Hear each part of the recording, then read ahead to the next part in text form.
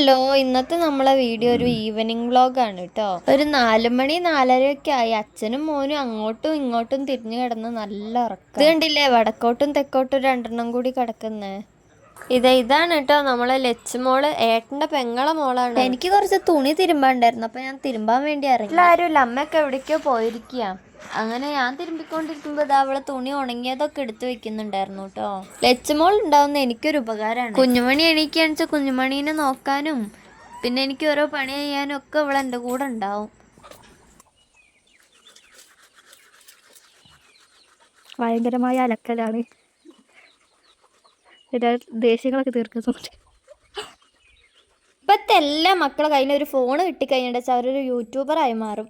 അതുപോലെ തന്നെ നമ്മൾ ഈ ലച്ചുമോളിതാ ഞാൻ അലക്കിക്കൊണ്ടിരിക്കുമ്പോ വെറുതെ മേലക്ക് നോക്കിയപ്പോ ഒരു പഴുത്ത പേരക്ക എടുക്കുന്നു. അലക്കൽ അവിടെ നിർത്തി അത് പറിക്കാൻ വേണ്ടി കേറിട്ടോ. തിരുമ്പി കഴിഞ്ഞിട്ട് പറിക്കാൻ വെച്ച് നിന്നുണ്ടെങ്കിൽ ഞാൻ ചിലപ്പോൾ മറന്നു പോകും. അപ്പൊ തന്നെ കയറി പറിച്ചു. മറവി പിന്നെ നമുക്ക് എപ്പോഴും ഉള്ളതാണല്ലോ, അത് നിങ്ങൾക്ക് അറിയാവുന്നതല്ലേ. പേരക്ക പറിച്ചതേ കണ്ടുള്ളൂ. അമ്മയെ വേണോന്ന് പോലും ചോദിക്കാതെ ഒറ്റയടിക്ക് ഇരുന്ന് കഴിച്ചു.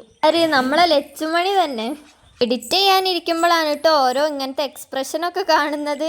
ഒരാളെ എന്നോട് വർത്താനം പറഞ്ഞൊരു കമ്പ് കയറിയിരുന്നത് അങ്ങനെ വീണു. നേരെ എനിക്ക് വീഡിയോ എടുക്കാൻ പറ്റിയില്ല, അപ്പൊ ഒന്നുകൂടെ കാണിച്ചു തന്നതാണ് കേട്ടോ. ഇങ്ങനെയാണ് വീണത് പറഞ്ഞിട്ട്. അങ്ങനെ തിരുമ്പിയൊക്കെ കഴിഞ്ഞ് അടിച്ചു വരാൻ തുടങ്ങി കേട്ടോ. അടിച്ചു വരലൊരു ടാസ്ക് തന്നെയാണ്. ഇഷ്ടമില്ലാത്തൊരു പണിയാണ് മിറ്റടിച്ചു വരല്.